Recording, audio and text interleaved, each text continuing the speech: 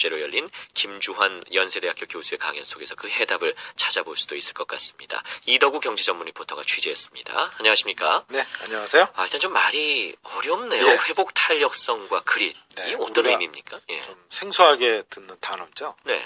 전국경제인연합회 부설 국제경영원이 주최한 조찬 강연입니다.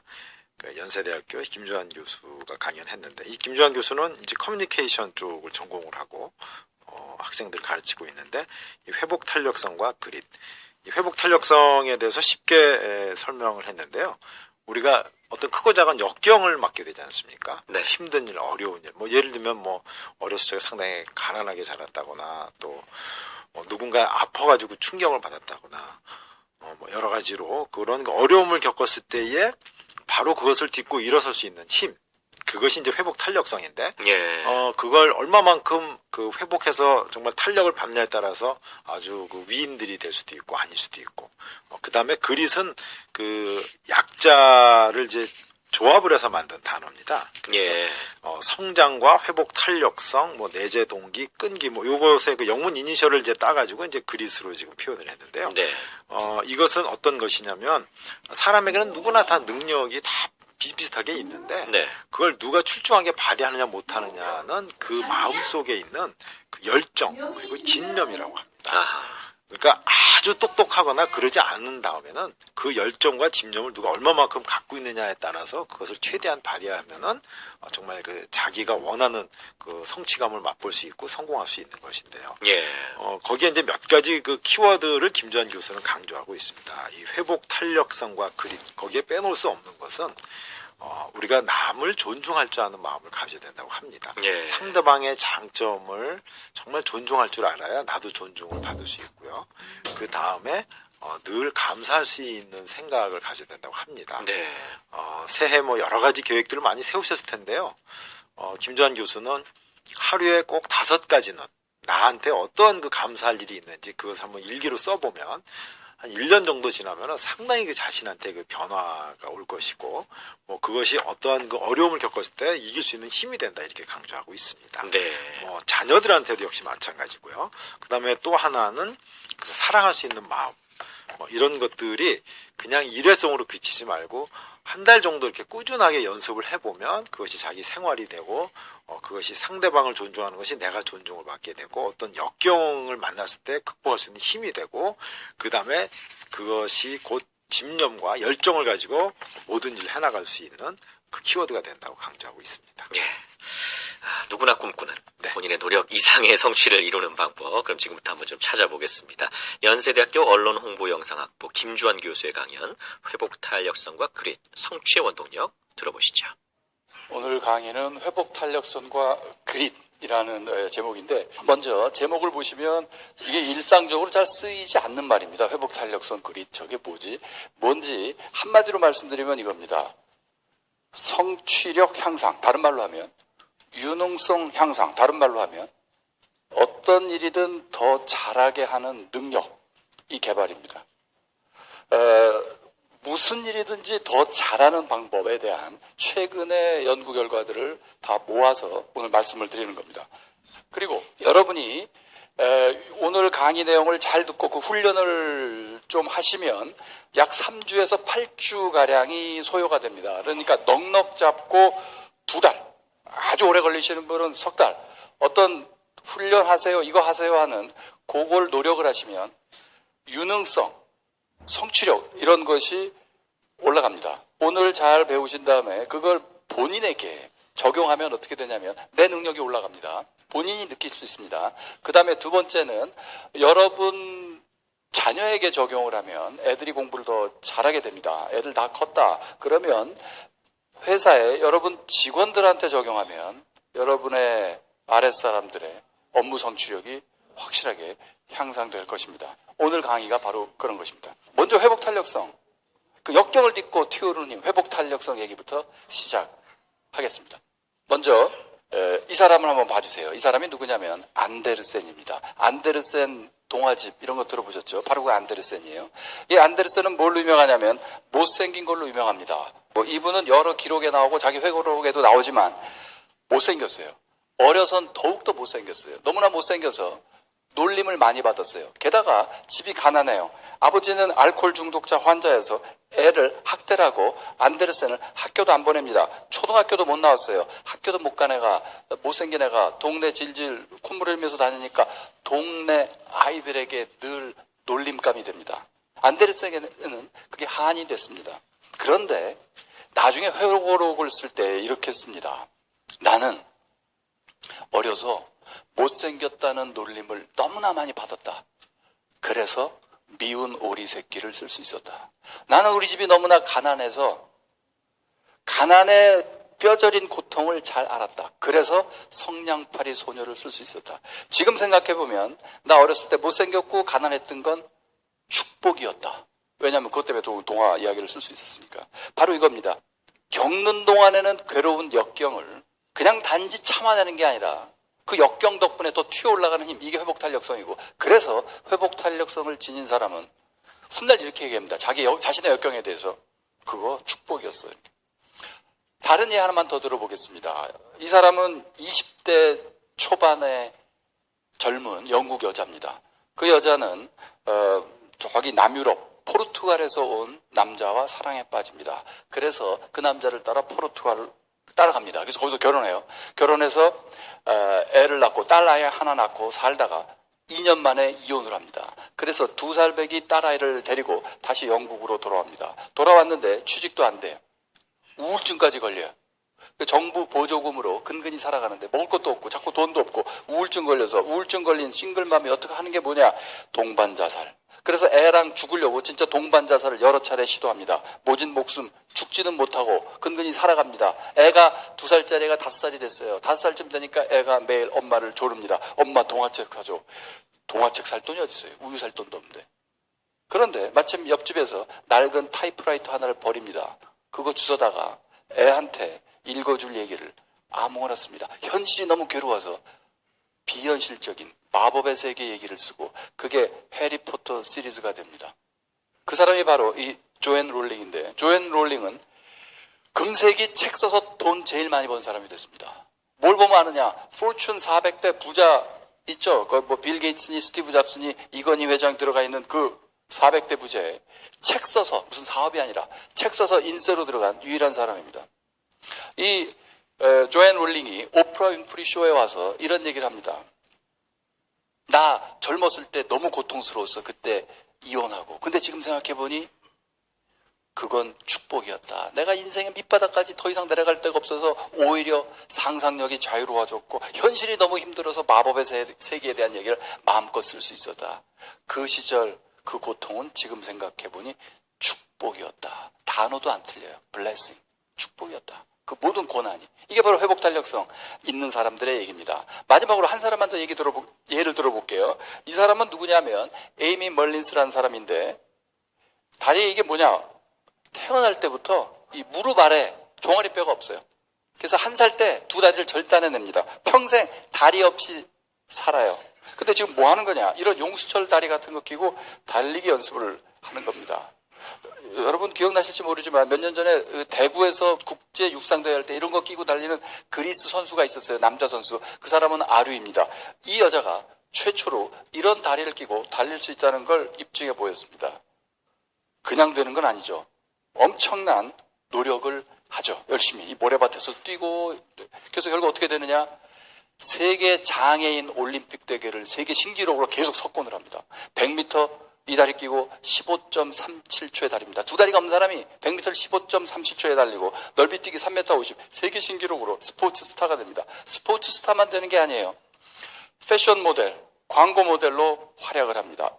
다리가 없기 때문에 무슨 패션 모델로 카메오 출연, 우정 출연 이거 아니라 정말 탑 모델로 최고의 디자이너들이 하는 그 패션쇼에 나옵니다. 그리고 인터뷰로 얘기합니다.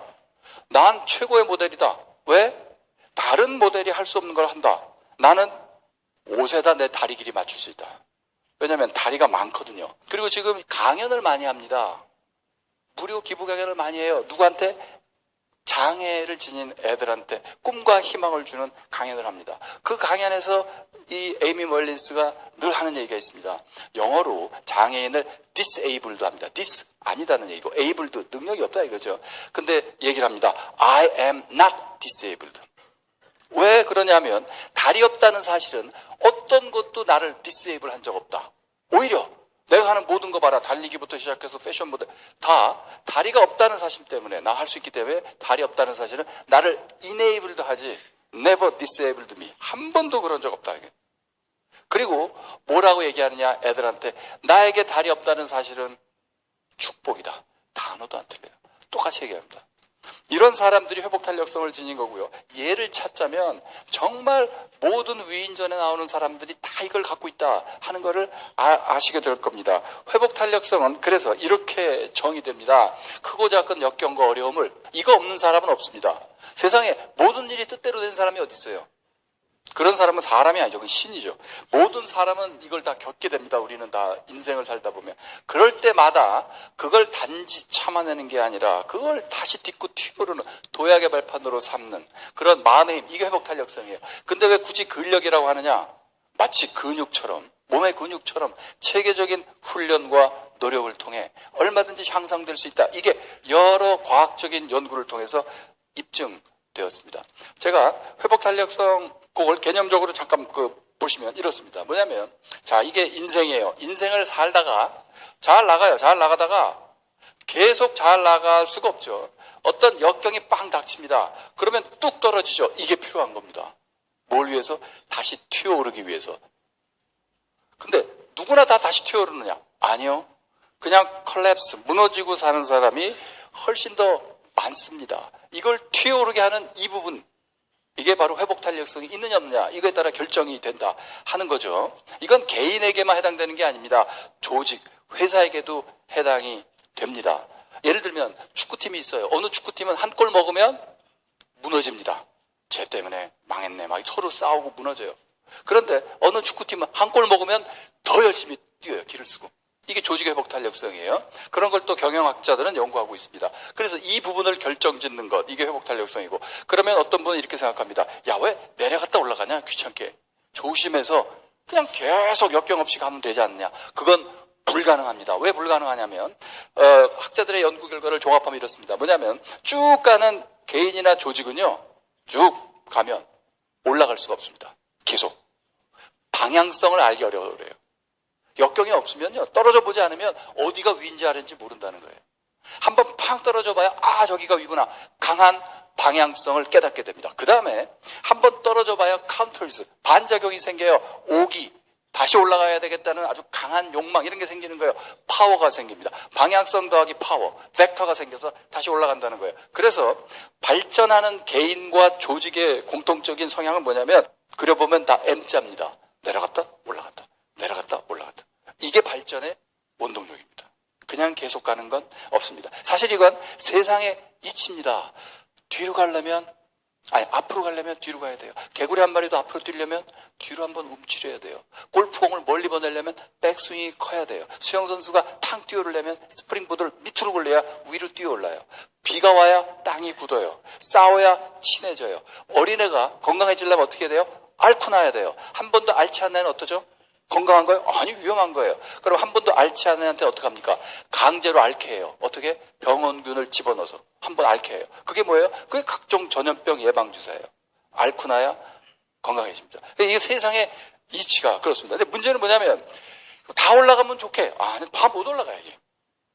못 올라가는 사람이 두 배 이상입니다. 자, 올라가는 사람이 항상 소수예요. 사업을 하다가 부도가 났어요. 부도 나죠. 그러면 무너지고 마는 사람이 훨씬 많습니다. 그런데 그중 소수는 부도 났어요. 다시 올라가요. 올라가는 사람은요. 원래 있던 자리까지 올라가지 않습니다. 항상 원래 있던 자리보다 더 높이 올라갑니다. 이게 회복 탄력성 핵심입니다. 공장에 불 났어요. 공장이 망해. 불 나가지고 망한 거 더 많아요. 그냥 컬랩스.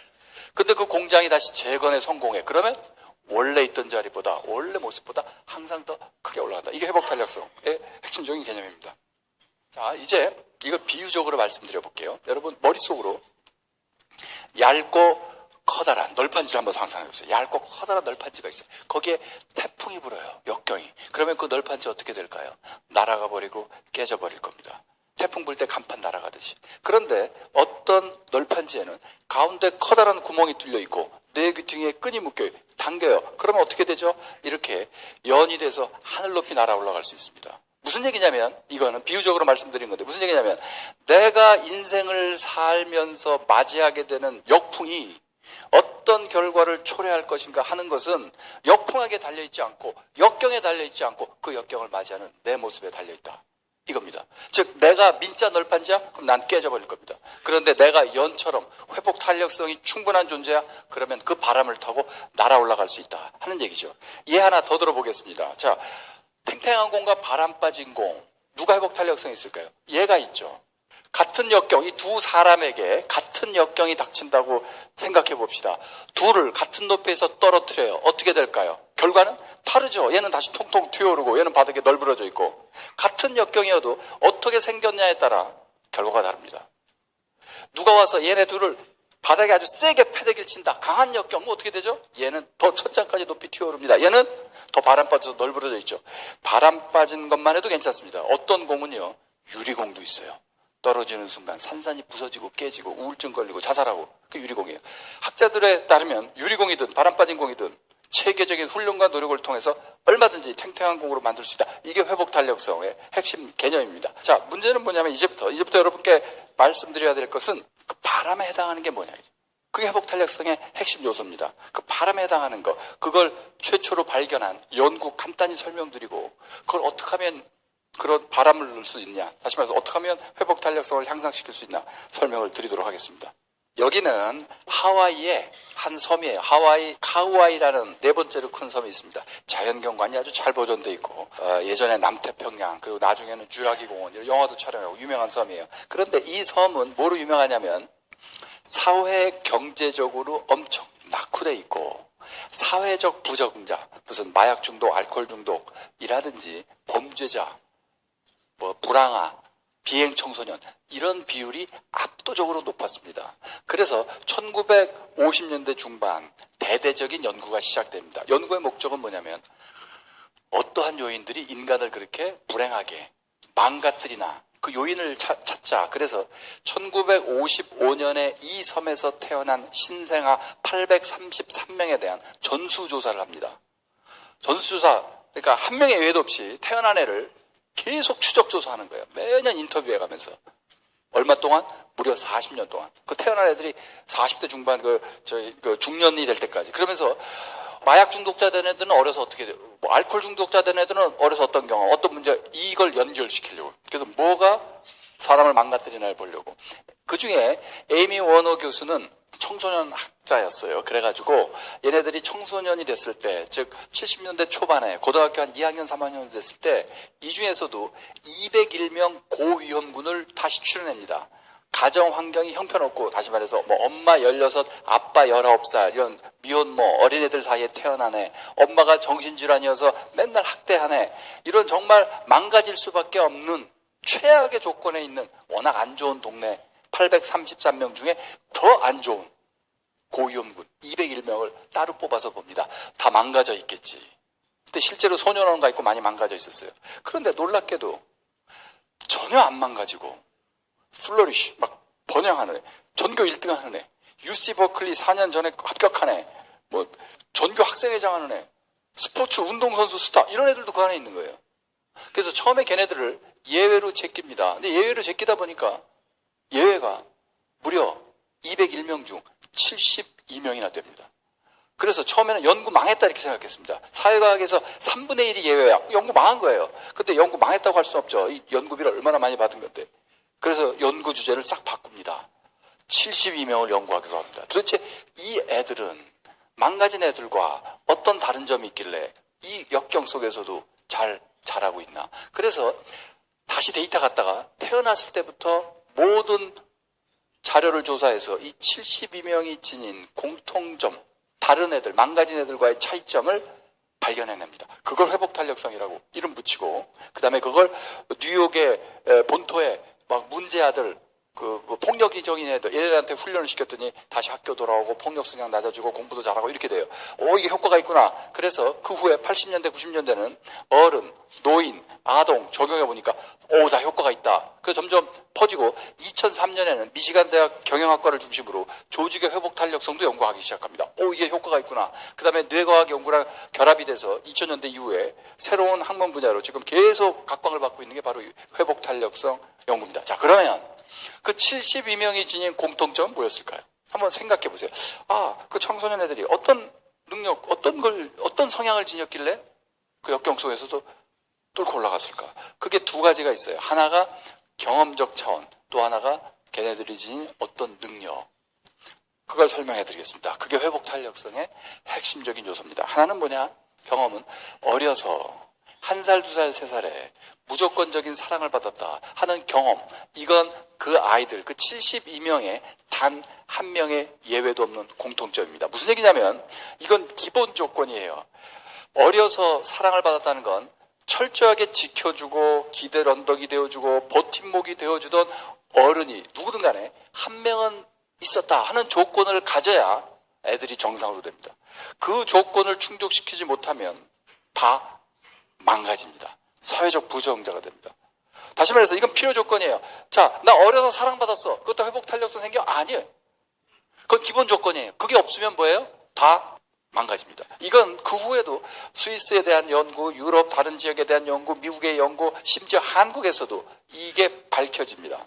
톨스토이 소설에 사람은 무엇으로 사는가 이런 소설이 있습니다. 정답이 뭐죠? 사람은 무엇으로 사는가? 답이 뭐예요? 답은 사랑입니다. 그 톨스토이 소설 마지막 편에 이런 말이 나옵니다. 우리는 어른이 된 다음에는 다 각자 지가 잘나서 지 앞가림하고 살아간다고 착각하지만 사실은 우리는 어렸을 때 받았던 사랑의 힘으로 하루하루 살아가는 거다. 그러니까 감사하셔야 됩니다. 자, 그리고 이게 왜 중요하냐면요. 어렸을 때 무조건적인 사랑을 받아야 뭐가 생기냐면 머릿속 깊이 거의 무의식 수준에서 나는 소중한 존재야. 이게 생깁니다. 내가 소중한 존재야. 나는 가치 있는 존재야. 이 느낌이 있어야 사람이 건강해집니다. 정신적으로. 만약에 그게 점점 사라지면 나는 가치 없는 존재야. 나는 쓰레기 같은 존재야. 이걸 느끼는 순간 우울증 걸립니다. 쓰레기 어떻게 해요? 갖다 버려야 돼요. 난 정말 쓰레기, 내 인생 쓰레기 같아. 그럼 갖다 버리는 거예요. 옥상에서 던져버리고 한강에서 던져버리고 자살하고 이렇게 되는 거예요. 제일 중요한 건 이걸 영어로 표현하겠습니다. sense of self-worthiness라고 합니다. 느낌, sense of self-worth. 내 자신이 소중하다, 가치다. 이건 어렸을 때 사랑을 받았던 거기서 나오는 거다. 그거를 잘 알아두시고요. 그것도 이 두 번째 조건과 밀접한 관련을 갖습니다. 자, 이 두 번째 조건은 뭐냐면 이게 여러분들께서 회복 탄력성을 키우기 위해서 여러분의 유능성을 향상시키기 위해서 꼭 하셔야 될 일입니다. 뭐냐? 바로 건강한 인간관계 맺는 것. 이게 핵심입니다. 이게 커뮤니케이션 학자들은 이걸 소통 능력이라고 합니다. 소통 능력은 말 잘하는 능력이 아닙니다. 말 잘하는 능력은 언어 능력에 불과합니다. 소통 능력은 인간관계 제대로 맺는 능력이에요. 제대로라는 건 건강하게 헬스 릴레이션십. 이게 뭐냐면 바로 사랑과 존중을 주고받는 능력이에요. 여러분 생각하시기에 갑자기 사랑과 존중? 회복 탄력성이에요. 이게 뭐야? 사랑과 존중 무슨 연속곡 제목 같기도 하고 그냥 좋은 단어 두 개 해놓은 것 같기도 하고 이렇게 생각하실지 모르지만 그렇지 않습니다. 사랑과 존중은 요즘 가장 많이 연구돼. 지난 25년 동안 약 1100편의 논문이 쏟아져 나온 굉장히 중요한 연구고요. 그 다음에 사랑과 존중은 바로 호감과 사랑이 호감이고요. 존중은 신뢰에 연결됩니다. 호감의 경제학, 신뢰의 경제학, 경제학, 경영학 분야에서도 심리학, 교육학 분야에서도 엄청 많이 연구되고 있는 게 사랑과 존중이고요. 사랑과 존중을 각각 주고받을 수 있는 능력, 이게 여러분을 유능하게 만듭니다. 이게 여러분에게 회복 탄력성을 줍니다. 이게 여러분을 역경으로부터 다시 튀어오르게 만듭니다. 이 인간관계 제대로 맺는 능력이. 그 중에서도 사랑은 크게 문제가 안 됩니다. 왜냐하면 이 현대사회에는 매스미디어가 연속곡, 영화 뭐 등등이 사랑의 이데올로기를 계속 심어줍니다. 그래서 여기 결혼하신 분들, 연애 결혼하신 분들 평균 750번이라고 합니다. 결혼하기 전까지 사랑을 고백하는 횟수가. 자기야, 우리 사랑하지, 사랑. 그래, 결혼하자. 이렇게 되는 거예요. 그래서 이거는 사실은 큰 문제가 안 돼요. 여러분은 이 능력 많이들 갖고 계세요. 진짜 문제가 되는 건, 진짜 부족한 건 바로 존중의 능력입니다. 그래서 이제 핵심으로 들어옵니다. 핵심 뭐냐면, 자, 유능성 향상하려면 뭘 해야 되느냐? 바로 존중력을 키워라 하는 겁니다. Capacity to respect, 이걸 키워라 하는 거예요. 그런데 존중하는 능력? 그게 능력인가? 내가 당신을 존중하고 말고는 당신이 잘난 거냐 아니냐에 따라 달라있지. 당신이 잘났어 그럼 내가 존중하겠지. 이렇게 생각하시기 쉽습니다. 그런데 그렇지 않습니다. 존중력이 부족한 사람은요, 아무리 잘난 사람을 봐도 존중하는 마음이 안 생깁니다. 남을 존중하는 마음이 안 생기는 사람, 즉 타인을 존중하는 능력이 부족한 사람은 셀프 리스펙트, 자기 존중력도 바닥입니다. 왜냐하면 자기 존중력과 타인 존중력은 같이 갑니다. 뇌에서 MPFC, 프리큐니어스 같은 부위가 셀프와 아더에 대한 정보를 동시에 처리합니다.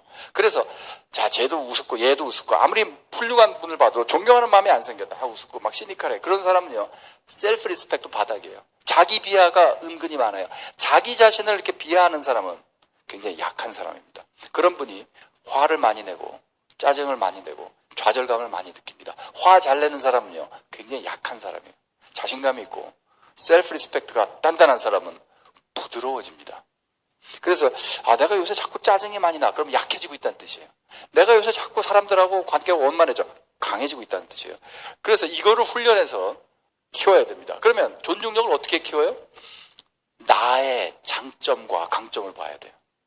타인의 장점과 강점을 봐야 돼요. 이게 훈련법이에요.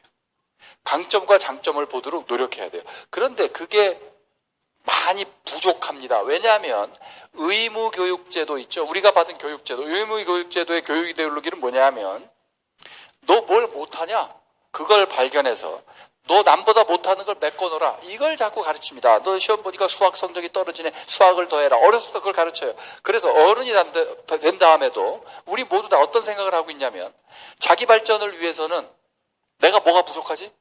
내 부족한 점을 메꿔놔야지. 이런 잘못된 생각, 이게 잘못된 생각이에요. 왜 잘못된 생각이냐면, 남보다 부족한 걸 찾아서 메꿔 넣는 노력을 하다가는 평생 가야 모든 면에서 평균적인 인간밖에 안 됩니다. 정말 어떤 발전을 하려면 뛰어난 업적을 남긴 사람들을 연구해 보니까 공통점이 뭐예요? 어려서부터 자신의 강점에 집중했다는 겁니다. 그러니까 여러분은 지금부터 뭘 해야 되냐면은 내 강점을 찾도록 노력하셔야 됩니다. 그리고 그걸 훈련해서 그 시선을 바깥으로 돌리면 타인의 강점을 찾을 수 있게 되는 겁니다. 그리고 사랑과 존중을 얻는 법, 즉 존중을 얻는 법, 이게 주는 법인데 얻는 법은 어떻게 하느냐? 좀 간단한데 먼저 주어야 한다. 그럼 좀 당연하게 들리죠? 아니요, 우리는 이 반대로 생각합니다. 여러분, 존중을 주기가 제일 어려운 사람이 누구냐면 배우자입니다. 여기 남성분이 더 많으니까 남성분 위주로 설명을 할게요. 존중을 제일 하기 어려운 사람이 바로 여러분들의 사모님입니다. 그 결혼 커뮤니케이션 학자들이 다 밝혀낸 거예요.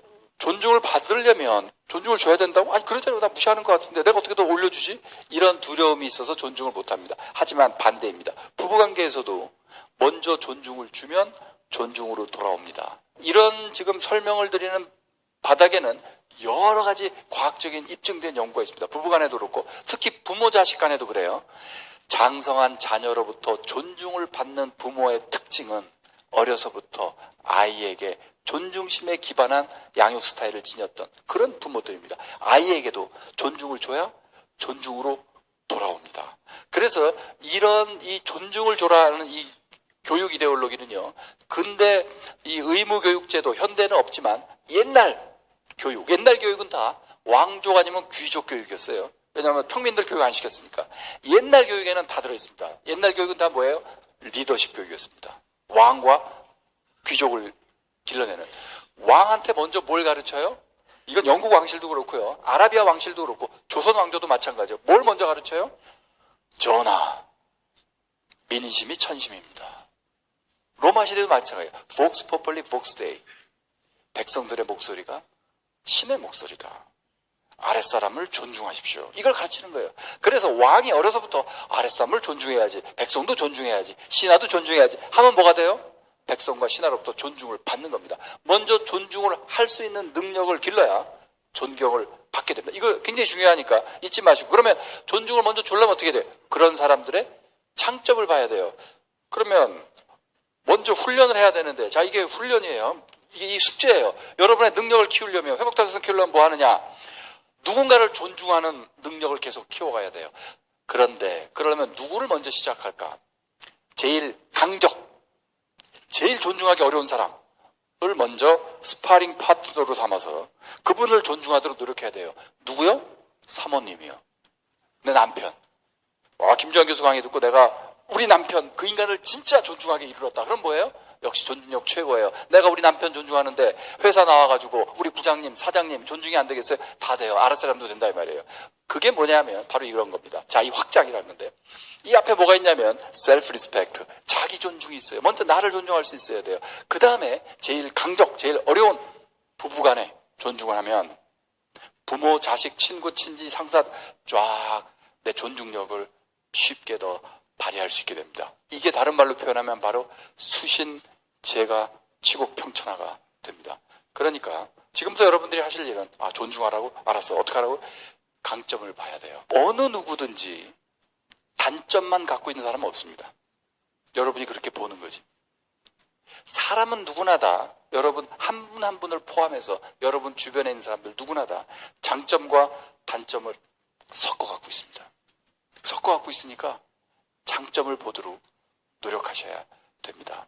제가요, 무릎 꿇고 학생들한테 존중한다고 그랬죠. 그 결과 어떻게 될 것 같아요? 제가 그 학부 애들한테, 어린 학생들한테 하나하나 존중한다 얘기하면, 그 토론팀 애들한테 하나하나 존중한다 무릎 꿇고 얘기하면 애들이, 야, 김주환 교수 말이야, 우리들한테 무릎 꿇고 빌었어 라고 저를 비웃을까요? 천만에 애들의 눈빛이 달라집니다. 저를 진짜 선생으로, 스승으로 생각하는 게 느껴집니다. 어떻게? 내가 먼저 애들 존중하면, 존중을 주면 존중으로 다가옵니다. 저는 그걸 눈빛으로 느낍니다. 이 경험으로 느끼는, 이 연구 결과거든요. 해보면 그게 진짜 돼요. 그럼 여러분이 정말 아랫사람한테 리더십을 발휘하고 존경을 얻으려면 존경을 주는 이 기본적인 마음 습관이 저절로 나오도록 습관화시켜야 됩니다. 이걸 늘 습관화시켜야 돼요. 그래서 리더십을 발휘하려면 바로 이겁니다. 사람이 언제 행복해져요? 나의 강점을 느낄 때 행복해집니다. 그러면 아랫사람들을 행복하게 해주는 법이 뭐예요? 그 사람들의 강점을 보고 장점을 보고 그걸 중심으로 성장하도록 북돋아주면 어떻게 돼요? 걔네들은 정말 사장님 평생 충성입니다. 이게 됩니다. 진짜 나를 행복하게 해준 사람이니까 이게 되는 거예요. 그거밖에 없습니다. 좋은 리더가 행복을 준다. 이거 아니에요. 리더라는 말 자체가 행복을 준다는 거예요. 행복을 못 줘요? 리더 아니에요. 왜? 사람은 나를 행복하게 해주는 사람만을 따르게 되어 있습니다. 그래서 수많은 코칭, 멘토링, 핵심, 스트래티지 많은데 핵심 아이디어가 뭐예요? 아랫사람의 강점을 보고 그걸 중심으로 성장하게 해라. 이거예요. 그걸 하려면 어떻게 돼요? 지금 했던 이 마음 자세, 상대방을 존중하는 마음 자세 계속 키워가야 되고, 그걸 또 위해서는 나의 장점을 보는 긍정성 향상 훈련을 계속 해야 됩니다. 자, 그 다음에 그릿 얘기를 하도록 하겠습니다. 자, 여러분, 이 그릿은 뭐냐면 노력할 수 있는 힘이고요. 요걸 제가 일반인을 상대로도 할 수 있지만, 일단 대한민국은 청소년들이 공부 때문에 스트레스를 많이 받으니까 그들을 위해서 공부 잘하는 법으로 만들었습니다. 하지만 이거를 일반인에게 적용하면 일 잘하는 법입니다. 그 다음에 여러분 또 이렇게 생각하시면 돼요. 뭐냐면 대한민국에서 정말 많은 사람을 스트레스 받고 불행하게 하는 건 회사 일이 아닙니다. 집안일이에요. 부부관계, 애 속썩이는 거. 이것 때문에 정말 그건 미국도 마찬가지예요. 그래서 미국의 큰 대기업에는요, 다 부부 상담사, 가족 상담사 다 있어요. 한국에서 직원들의 가장 스트레스 제일 1번이 뭘까요? 자식 문제입니다. 애 공부. 어려서부터. 그건 맞아요. 당신의 애를 어떻게 가르치세요? 애 성적이 뭐야? 이거 많이 싸웁니다. 회사 와서 말도 못하죠. 여러분 직원들한테 이런 것도 있다. 긍정성 향상으로 애 공부 잘 시키는 법이다. 이걸 알려만 주셔도 굉장히 큰 도움이 될 겁니다. 이게 가정이 화목해야 그 직원들이 회사 나와서 일 잘하게 됩니다. 자, 그럼 그릿이 뭔지 말씀을 드리겠습니다. 여러분 자신의 그릿도 물론 올려야 되니까.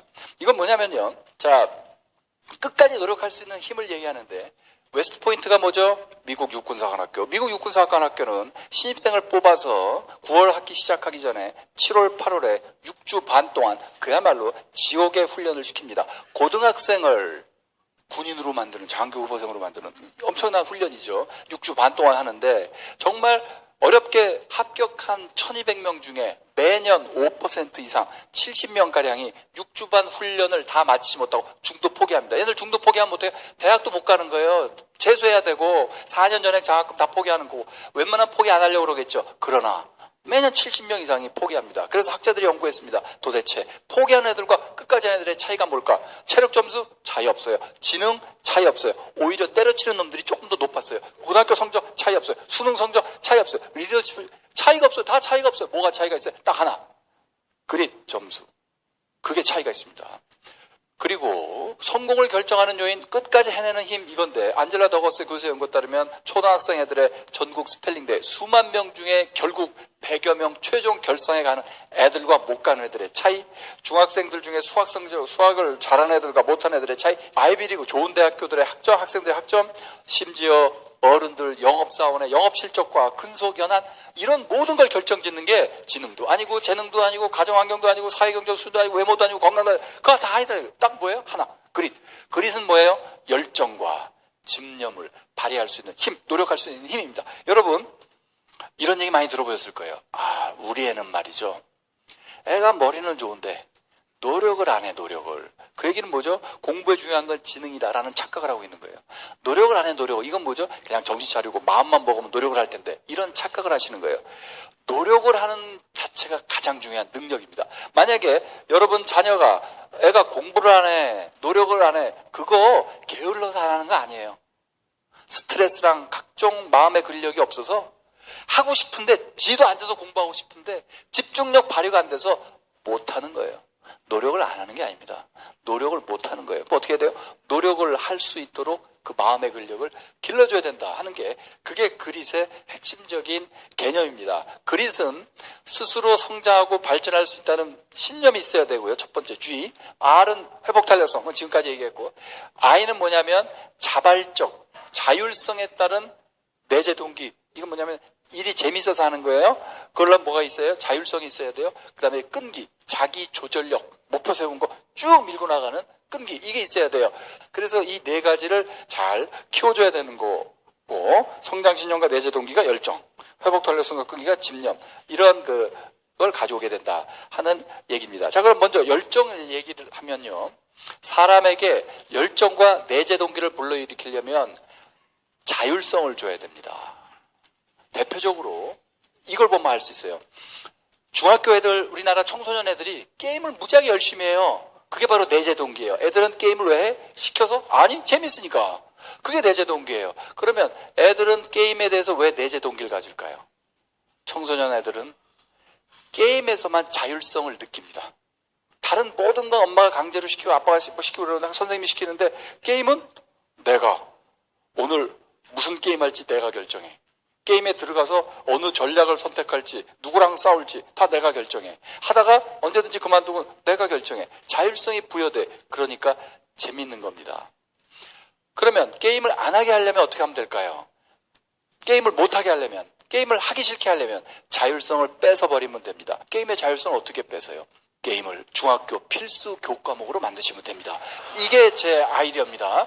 실제로 상상을 해보세요. 애들한테 자 교과서를 막 나눠줘. 이게 애들이 중학교 때 학교 갔더니 게임 시간도 있고 게임 교사도 있고 게임 교과서도 있어요. 게임 시간. 얘들아 게임 교사다. 나는 게임 교과서 펴라. 이 게임 교과서 폈더니 게임 교과서 펴니까 1장 게임의 역사 이렇게 나오기 시작하는 겁니다. 거기부터 좀 띵해지죠. 그 다음에 2장 게임의 기초 2-1 테트리스. 얘들아 게임의 기초는 테트리스다. 아주 단순한 게임. 얘들아 게임의 기초는 테트리스. 테트리스도 못하는 것들이 무슨 스타크래프트 무슨 리그 오브 레전드 한다고 그래. 에브리바디 테트리스. 강제로 시킨다고 애들이 재밌겠어요? 강제로 교과서에 테트리스 막 네모가 내려올 때 전략 외우고 뭐 세모 이거 내려 그거 재밌겠어요? 재미없어서 안 하려고 그러죠. 안 하려면 어떻게 해요? 얘들아 중간 시험은 테트리스로 본다. 와 테트리스로 시험 본대. 강제로 시키는 거죠. 그 학교에서 하기 싫어서 테트리스 좀 하다 집에 가서 놀라고 그랬더니 엄마가 야단쳐요. 엄마가 뭐라고 야단칠까요? 너 왜 테트리스 안 하니? 테트리스 시험 보는데 테트리스 하고 가야지. 고등학교 애들한테는 저 스타크래프트 뭐 리그 오브 레전드를 수능 필수 과목으로 놓고 대치동에 막 하고 게임하고 만들어주고 그러면 지겨워서 안 하려고 그럴 겁니다. 바로 이겁니다. 애들이 왜 공부를 싫어해요? 지금 얘기한 걸 우리는 영어 수학에다 대고 하고 있는 거예요. 강제로.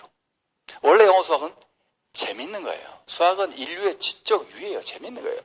바로 이겁니다. 이거는 제가 우스갯소리처럼 얘기했지만 자기 결정성 이론 많은 학자들이 이 얘기를 하는 겁니다. 자율성의 느낌을 줘야 그 일을 열심히 하게 됩니다. 그러니까 만약에 여러분 직원들한테 얘기하세요. 아빠가 집에 밤에 갔어요. 집에 가보니까 이놈이 웬일로 아들이 막 수학을 혼자 열심히 풀고 있네? 기특해. 이놈아 좀만 참어. 대학 가야지. 잘한다. 좀만 참어. 그러면 애가 어떻게 될까요? 수학을 혼자 열심히 풀고 있다는 건 수학이 재미있어서 열심히 푸는 겁니다. 여러분 다 느끼시겠지만 열심히 하다 보면 재밌습니다. 그래서 재밌게 수학을 막 푸고 있는데 아빠라는 사람이 들어와서 힘들지 좀만 참어 하는 순간 뭐가 느끼죠? 내가 수학이 재밌다. 미쳤나 봐. 이 공부가 재밌으려고 해. 이런 생각을 하게 됩니다. 깜짝 놀라고 재미없는 거 참아요. 여러분 어떤 일을 참고 했는데 그 일을 잘한다는 건 불가능합니다. 유현진 야구선수가 공을 잘 던져. 근데 나 공 던지는 게 너무 싫어. 근데 연봉 때문에 참고 이 공 던진다. 근데 공을 잘 던져? 불가능합니다. 결국은 자기가 열정을 갖고 좋아서야 그 일을 잘하게 됩니다. 만약에 여러분 회사에 갔더니 김 과장이 웬일로 시키지도 않는 야근을 막 하고 있어요. 그래서 김 과장한테 무슨 일 이렇게 열심히 해? 김 과장 우리 좀만 참읍시다. 연봉도 있고 좀만 참읍시다. 보너스도 있고 좀만 참 이렇게 얘기하면 안 돼요. 뭐라고 얘기해야 돼요? 김 과장 무슨 일을 이렇게 재밌게 해? 이렇게 당연하다는 듯이. 애들한테도 야 너 수학 재밌지? 이렇게 얘기해야 돼요. 당연하다는 듯이. 그리고 의미를 부여해줘야 돼요. 김 과장 하시는 그 일을 하면 이거 대한민국 최초의 일, 세계 최초의 일이 될지도 몰라. 얼마나 의미 있어. 재미로 우리 합시다. 이렇게 해야지. 좀만 참읍시다. 이건 아니다 하는 거예요.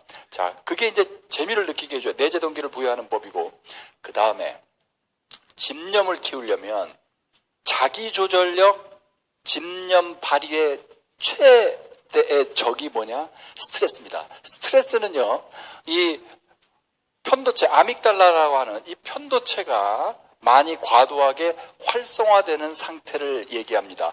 이 편도체가 활성화되면 스트레스 호르몬 많이 나오고 막 스트레스 받게 되죠. 그러면 그 옆에 뭐가 붙어 있어요? 히포캠퍼스, 해마체가 바로 붙어 있어요. 해마체는 기억, 학습의 중추입니다. 그래서 스트레스를 많이 받아서 이 편도체가 커지면 어떻게 되느냐? 해마체 쪼그라붙어서 깜빡깜빡 기억도 안 나고 애들 학습 능력, 여러분 여러 가지 기억 장애가 옵니다. 이게 계속 활성화되잖아요. 그러면 나중에 나이 점점 들면 노인성 치매의 원인이 됩니다. 이게 해마체가 말라 비틀어지는 거예요. 한마디로 노인성 치매는. 이걸 막으려면 어떻게 해야 돼요? 아까 얘기했던 긍정적 정서 훈련을 해야 됩니다. 그러면 해마체가 쫙 가라앉고 좋아집니다. 자, 그러면 잠깐 우리 너무 공부 얘기만 했으니까 골프 얘기도 좀 해봅시다. 골프가 왜 안 될까요? 왜 안 되는지 뇌과학자들이 연구를 했습니다. 여기 이 사진은 핸디 28 이상, 일명 백돌이들의 스윙할 때 뇌 모습입니다. 온갖 데가 활성화되어 있어요. 온갖 데. 그리고 여기 아까 얘기했던 편도체, 막 여기 불안, 온갖 초조, 불안감, 네거티브 이모션, 그 다음에 여기 여러 생각이 많은 거예요. 뭐 다리 피고 팔 피고 온갖 생각을 많이. 요건 바로 PGA 투어 프로의 뇌입니다. 스윙하는 순간 아무 생각 없고 운동 중추만 살짝 활성화되어 있어요. 다시 말해서 뭐냐면 이겁니다. 뭐냐면 겉으로 보기엔 그냥 똑같이 스윙해. 뇌를 완전히 다르게 쓰는 거예요. 그러니까 골프 잘하시려면 어떻게 해야 돼요? 이렇게 쳐야 이렇게 아무 생각 없이. 아시죠? 아무 생각 없이 쳐요. 그런데 이거 보고 나도 아무 생각 없이 쳐야지 라고 마음 먹는다고 될까요? 아니 여기 덧볼게 쳐요. 아무 생각 없이 쳐야지. 그렇게 된다며. 그래서 안 되는 거예요. 이게 이렇게 되려면 어떻게 해야 돼요? 스윙 연습하는 수밖에 없어요. 바로 그거예요. 여러분 긍정적 정서를 갖는다는 건 나 이제부터 짜증나도 참고 긍정적으로 살아야지. 김정한 교수 강의 듣고 긍정적으로 살아야 하는 순간 어떻게 돼요? 더 짜증나요. 그렇게 하는 거 아니에요. 그렇게 하는 게 아니라 멘탈 트레이닝, 2-3달 동안 내 강점 보고 나 좀 이따 얘기할 감사하기, 운동하기 이런 훈련을 해야 이게 된다는 얘기예요. 골프 때문에 스트레스 받는 분 많잖아요. 뭐냐면 이걸 아셔야 돼요. 뭐냐면 이렇게 뇌가 활성화했다는 건 뭐냐면 골프 이게 스윙하는 순간 생각이 많은 거고 그다음에 온갖 부정적 정서가 유발되는 거예요. 불안감. 그래서 백스윙 할 때 얼굴 표정을 보면요. 거기 인생의 고뇌가 그냥 담겨 있는 겁니다. 하나도 즐기는 게 아니에요. 그렇게 돼요. 그다음에 또 어떻게 되냐면 이거를 인터널 포커싱을 합니다. 골프가 잘 안 되시는 분. 그게 무슨 얘기냐면 내 몸에 신경을 쓰는 거예요. 저 어떻게 하냐면 자, 어드레스를 합니다. 어드레스를 하고 뭐에 쫙 신경을 하냐면 자 헤드업 하지 말고 팔 피고 왼팔 피고 뭐 하고 뭐 각도가 어떻게 되고 뭐 이런 생각을 많이 온 몸에 신경을 씁니다. 그럼 안 됩니다. 그럼 어떻게 하느냐? 익스터널 포커싱 밖에다 즉 공에다 집중해야 돼. 공. 특히 공 뭐예요? 공의 궤적, 공이 날아가는 이걸 집중해야 돼요. 그래서 뭐를 계속 멘탈 트레이닝 해야 되냐면 그건 드라이버든 아이언이든 숏게임이든 퍼팅이든 마찬가지입니다. 내가 치면 이 공이 어떻게 가겠지만 생각해야 돼요. 그때 야 이게 30야드니까 내가 20도 들어야지 30도 이거 생각하면 안 돼요. 내 몸에 신경 쓰는 순간 진짜 안 됩니다. 이건 프로들이 훈련을 해요. 그래서 여러분 골프 중계 보세요. 어떻게 프로들은 어떻게 쳐요? 자 공에 가서 어드레스를 딱 해요. 어드레스 한 다음에 어떻게 해요? 공 가는 방향을 계속 많은 사람은 4번, 평균 3번 봅니다. 한 번 보고 한 번 보고 또 보고 한 번 보고 그 다음에 탕 칩니다. 한번 중계 보세요. 다 그래요. 그럼 이 사람들이 이걸 보고 이거 뭐죠? 왜? 공의 궤적, 공에 날아가는 거, 공에다 집중하는 거예요. 내 팔다리에 집중하는 게 아니라. 그런데 거의 내 몸에 집중합니다. 거의 기도하듯이 자가 팔 피고 막 팍 뒤딱 이렇게 되는 거예요. 그게 계속 그러니까 쌓이니까 불안해지고 이거죠. 그럼 지금부터 어떻게 바꿔야 돼요? 공의 궤적 날아가는 거에 집중한다 이렇게 하시면 됩니다. 자 이제 긍정적 정서 향상 이게 핵심이라고 그랬는데 이 훈련이 뭐냐면 나를 긍정적으로 보라 하고 다른 사람과 지금까지 얘기했잖아요.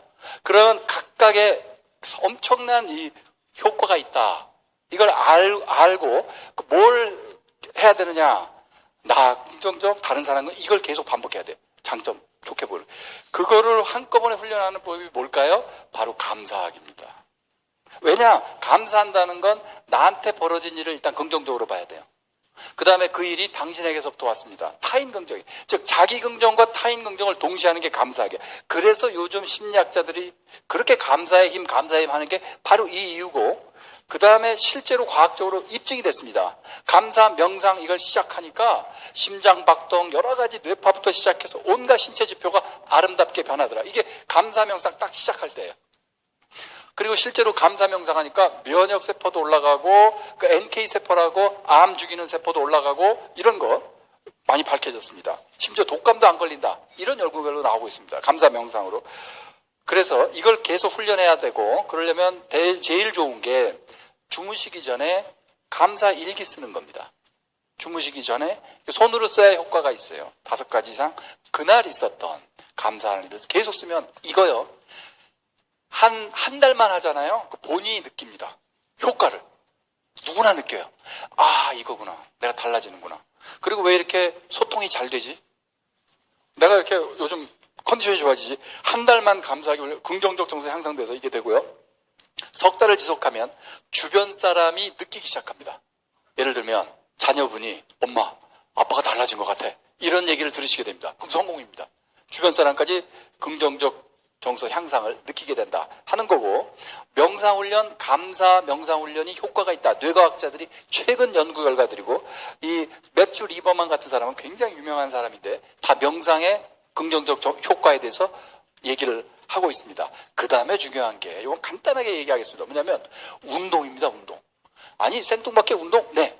유산소 운동이라 운동 몸에 좋은 거 다 알지? 아니 몸에 좋은 거 말고요. 제가 말씀드리는 건 뇌. 그 다음에 긍정적 정서 향상 이겁니다.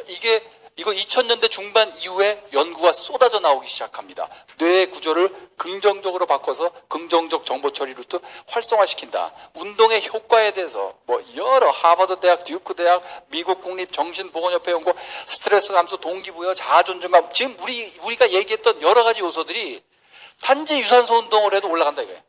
그러니까 여러분 운동을 다 해야 된다고 알고 계시죠? 근데 지금 생각하는 것보다 훨씬 더 중요하다. 이건 내 긍정적 정서와 온갖 능력 향상에 직결된다. 이걸 아시고 일주일에 3번 이상 유산소 운동, 땀 흘리는 운동을 꼭 하시기 바랍니다. 일주일에 한 번 몰아서 길게 하는 거 소용없습니다. 3번 이상, 30분 이상이어도 좋아요. 자, 그래서 이제 정리하면 회복 탄력성과 그릿 훈련법, 자신과 타인의 장점을 봐라. 둘째, 감사 명상과 감사일기 써라. 셋째, 일주일에 3회 이상 30분 이상 유산소 운동해라. 이게 훈련법입니다. 석 달 이상 하시면 긍정적 정서가 향상되고 효과를 느끼실 겁니다. 자, 이제 마무리 짓겠습니다. 이제 시간이 다들 마무리 짓는데. 자, 뭐냐면, 자, 여러분 오늘 여기 왜 와 계세요? 왜 와 계시냐면, 뭔가를 배워서 내가 회사 운영도 잘하고 돈 벌고 성공해야 되겠다. 이런 생각하죠. 왜 성공을 원하세요? 성공하면 행복해지니까. 그런데 거꾸로입니다. 거꾸로예요. 뭐가 먼저예요? 행복감이 먼저입니다. 성공을 해야 행복해진다기보다는 먼저 긍정적 정서를 향상시켜서 행복감을 느껴야 여러 가지 능력이 향상돼서 성공하게 됩니다. 그걸 꼭 깨달으시고, 둘째는 뭐냐면 긍정적 정서나 부정적 정서나 전염성이 강합니다. 나 하나가 기분이 좋죠? 그게 주변에 퍼집니다. 나 하나 짜증내고 막 화내죠? 역시 주변에 퍼집니다. 그러니까 뭐냐면 여러분 한 분 한 분은 함부로 짜증이나 부정적 정서 발산해서 주변 사람 끌어내릴 권리가 없습니다. 즉 긍정적 정서, 행복감을 향상시키고 유지시키는 것은 가족의 일원으로서, 여러분이 몸담고 있는 조직의 일원으로서, 나아가서 우리 이 전체 공동체 일원으로서 의무입니다. 의무. 여러분 의무감을 갖고 긍정적 정서를 향상시키시고 유지하시기 바랍니다. 강의 마치겠습니다. 감사합니다. 네, 김주환 연세대학교 교수의 강연 회복 탄력성과 그릿, 성취의 원동력 함께 들어봤습니다. 이 김 교수가 말하고 있는 그릿이라고 하는 말은 한마디로 끝까지 해내는 힘인 것 같습니다. 어려움과 역경에 굴하지 않고 끝까지 밀고 나가는 일종의 마음의 근력인 셈인데요. 그릿 훈련법으로 제시된 3가지 방법, 자신과 타인의 장점 보기, 또 감사하기, 그리고 규칙적인 운동. 이 3가지를 2014년 새해 계획으로 세워서 직접 한번 실천해 보시는 건 어떨까 싶습니다. 자, 경제 세미나 오늘 시간 여기서 마칩니다. 끝까지 함께해 주신 여러분 대단히 고맙습니다. 안녕히 계십시오.